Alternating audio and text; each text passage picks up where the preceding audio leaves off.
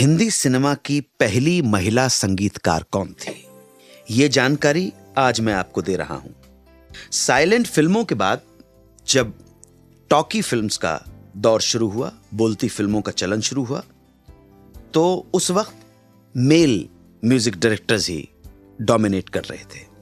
इसी माहौल में बॉम्बे टॉकीज के हिमांशु रॉय ने सन 1935 में लखनऊ के मॉरिस कॉलेज से एक पारसी लड़की को ढूंढ निकाला फिल्मों की पहली महिला संगीतकार बनाने के लिए।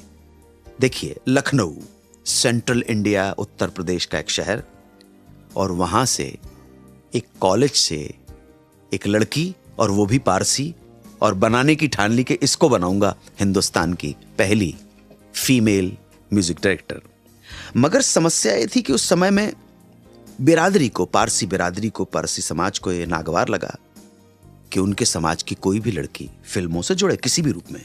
इसलिए पारसी समाज को भुलावे में रखने के लिए उस लड़की का नाम खुर्शीद होमजी से बदल कर रख दिया गया सरस्वती देवी। और यही सरस्वती देवी हिंदी सिनेमा की पहली महिला संगीतकार बनी। सरस्वती देवी जी की एक छोटी बहन हुआ करती थी जिसे एक्टिंग का शौक था, मगर सेम प्रॉब्लम, समाज क्या कहेगा, पेरेंट्स अलाउ नहीं करेंगे, हंगामा हो जाएगा। इसलिए एक बार फिर हिमांशु रॉय ने उसका नाम भी चेंज कर दिया। मानिक होमजी से बदलकर नाम हो गया चंद्रप्रभा, और वही चंद्रप्रभा बन गई उस जमाने की हिंदी फिल्मों की जानी मानी हीरोइन। अब इत्तेफाक देखिए कि इन दोनों बहनों की वजह से प्लेबैक सिंगिंग का आइडिया आया कैसे। गौर से सुनिएगा। एक बार गाने की रिकॉर्डिंग पर सरस्वती देवी माइक के सामने गा रही थी और चंद्रप्रभा दूर खड़ी अपनी बहन को कॉपी कर रही थी और होंठ हिला रही थी, जैसे अपन गुनगुनाते हैं साथ साथ किसी गाने को। कहते हैं कि इसी घटना से प्रेरणा लेकर कुछ वर्षों बाद प्लेबैक सिस्टम की शुरुआत हो गई। इसलिए हम कह सकते हैं कि इन्हें प्लेबैक सिस्टम की जन्मदात्री अगर कहें तो बुरा नहीं होगा।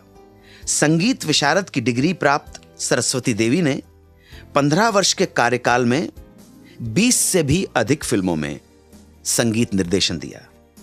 उनकी खास फिल्में जवानी की हवा, अछूत कन्या, निर्मला, बागी, बंधन, झूला वगैरह वगैरह।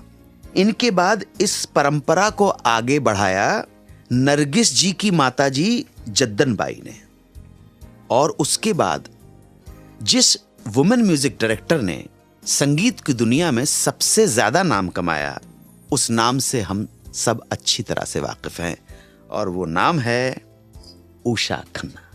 हमारी प्यारी उषा दीदी, उषा खन्ना जी। याद कर रहा हूं उषा दीदी को। और आखिर में बात करेंगे अपने एक श्रोता थे जिन्होंने SMS के जरिए पूछा था कि भारत में पहली बार किस फिल्म में डॉल्बी साउंड का इस्तेमाल हुआ था। उनके सवाल का जवाब दूंगा थोड़ी देर में वापस आकर। आप सुनते रहें सुहाना सफर विद अन्नू कपूर, सिर्फ 92.7 बिग FM पर।